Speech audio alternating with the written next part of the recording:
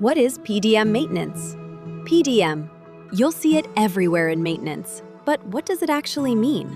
PdM stands for Predictive Maintenance. Don't confuse it with PM, preventive maintenance, which means servicing equipment on a fixed calendar, needed or not.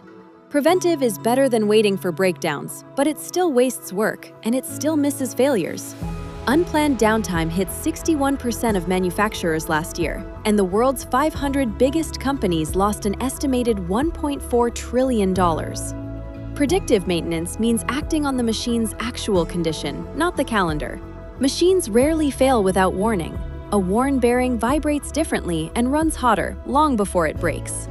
Sensors catch those warning signs, and software spots the pattern and flags the asset. So the 2 a.m. breakdown becomes a planned job, parts ready when production can spare the line. Fewer failures than reactive, less wasted work than preventive, lower risk, steadier cost. The hard part? Turning warnings into work reliably across thousands of assets.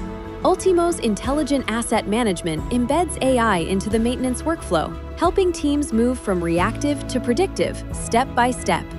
So, where does your operation stand today? Book a business value conversation with Ultimo. Go to ultimo.com to get started.